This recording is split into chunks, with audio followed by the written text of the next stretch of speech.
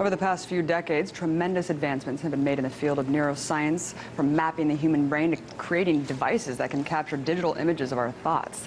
But what if we could upload a digital copy of our memories and consciousness to a point that human beings could actually achieve a sort of digital immortality?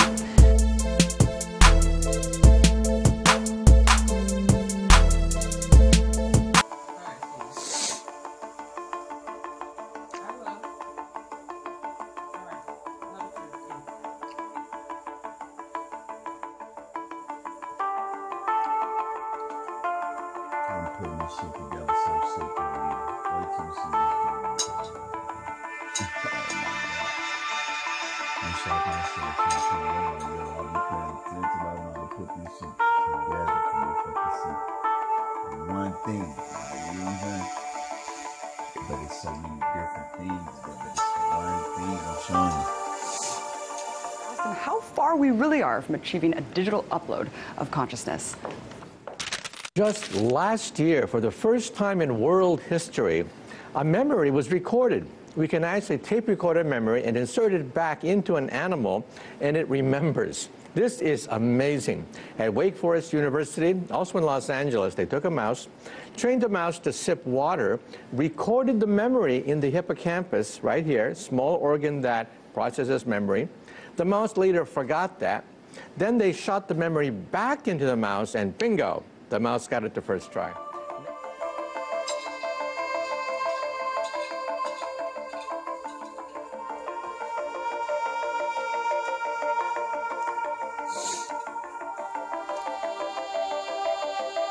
Dr. Emily Partridge is a co-inventor of that womb-like device and joins us now from our studio in Toronto. Thanks for joining us today. That's a pleasure. Quite an amazing accomplishment here. Tell me, when you were thinking about this initially, what the idea was.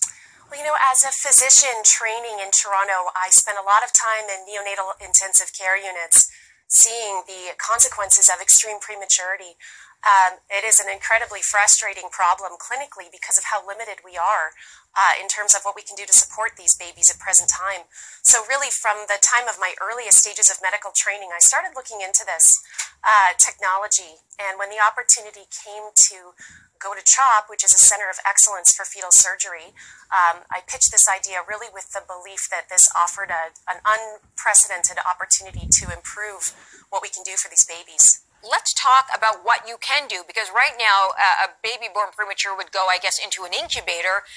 What would be different about this? I'm going to call it a bio bag, but it's an artificial womb. That's correct.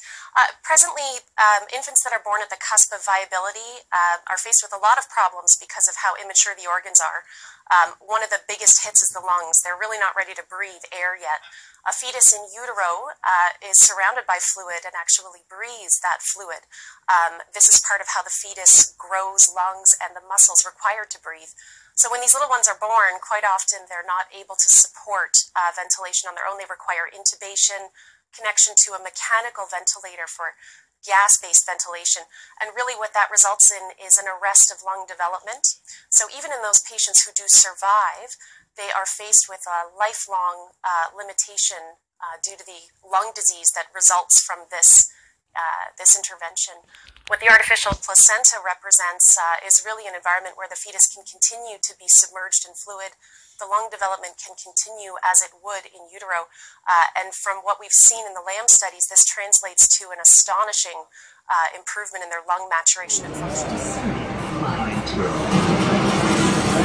Like I said, live forever with all that you deserve.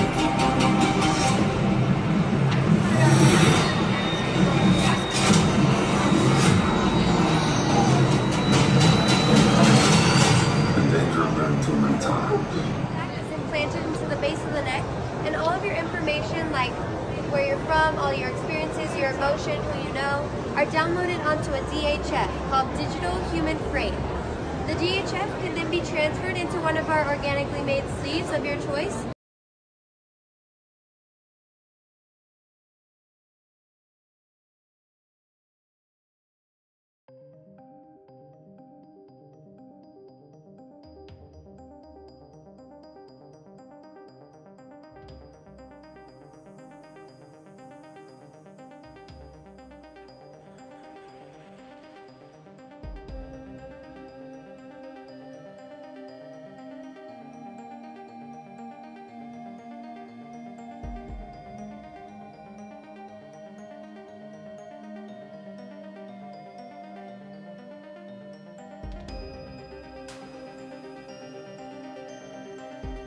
and you can basically have your conscious mind but in a different physical body. In the future, humans will be able to mentally contact anybody we want, see whatever image we want, and if we don't like it, we can just turn it off.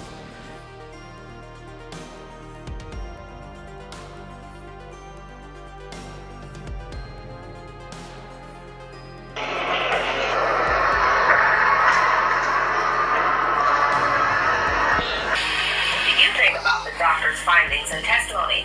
Log on to cfnews13.com/chat to voice your opinion. I'm chatting too. We'll try to answer your questions.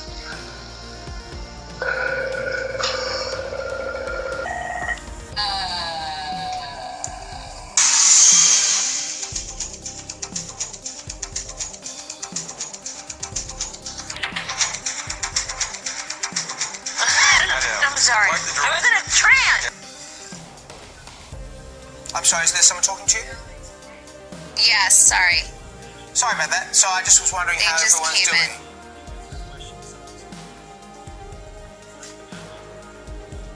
Hello, Courtney, have we lost you?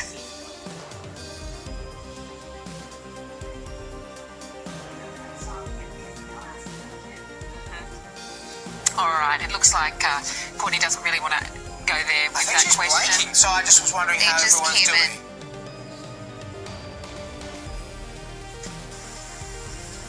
Hello, Courtney, have we lost you?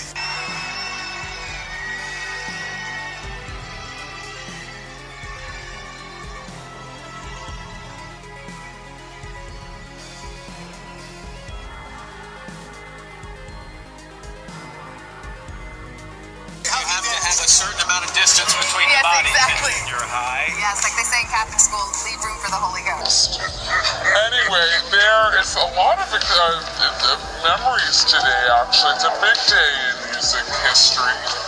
35 years ago today, Elvis Presley passed away, the king of rock and roll. And as Mark Cohn says in his great song, Walking in Memphis, there's a pretty little thing waiting for the king down. And I understand the more you stare, the more tired you become and the more you will relax. I want you to just block out any thought processes and sounds and just begin to stare at the light. And of course, you get to close your eyes. I'm going to simply invite you to take breaths in with me. Understand every breath you take and every word I say. And out and just relax. That's what we're going to let Rick. So our sleeves typically last 1 to 100 years. We do different facial features, different body structures, anything you like. The sleeve can do any physical function that you can do, like run, eat, sleep, breathe, burn, drown, anything you can think of, the sleeve can do. So before we go on to phase 2, where we talk about different modifications, do we have any questions? We come out February 2nd, and we're based in San Francisco. Right, and this is nothing new. This is something that you know can date back for a very long time. People that have those photographic memories, and you've actually said that right now, the time that we're living in is the golden age for learning about the mind. That we've learned more in the last 15 years than in all of prior human history. Why? What took so long? Hello, gentlemen, and welcome to Psychosec. Can I answer any questions? What is it all about? Well, we're a company that produces 100% organic human sleeves. You're probably wondering what's a human sleeve. Well, if you gather around, I can let you know what we do here in full details. So here at Psychosec, we've been able to achieve true immortality by taking your human consciousness and storing it on a device called a cortical stack. It's implanted in the base of your neck, and it collects and stores everything that makes you you. Every memory, every emotion, every sensation, everything you've ever experienced gets stored on this little device. You can see it here on this screen that's about to come up. You guys just follow me. All the information is stored on this device. Like, as I said before, that's implanted in the base of the neck. It's a small incision, and it records everything that you've ever experienced in your life, from when you were a child to now. And we store it in a file called DHF, which is a digital human freight. Everything that makes you you is on this device. Now, all that information can be transferred over from the sleeve that you're currently occupying into the sleeve of your choosing. Now, the sleeve of your choosing can be designed. So if you like blue eyes instead of brown eyes, if you like those rock hard abs but don't want to go to the gym for them, if you want to be taller, if you like to be darker, all these things can be achieved here at Psychosec. Because only recently have we had the physics, the instruments like the MRI scans that are sensitive enough to see the blood flow of the thinking brain down to like 1/10 of a millimeter. And now we have supercomputers that can actually read these thoughts and control computers by thinking. So by thinking, we can now control mechanical arms, mechanical legs. We can type. We can control thermostats, turn on the web, change the channel on a TV set, turn on the toaster. All of it just mentally. And at the next International Soccer Games in Brazil, scientists at Duke University want to take someone who's totally paralyzed, outfit him with an exoskeleton, and he will introduce the International Soccer Games in Brazil. That's amazing.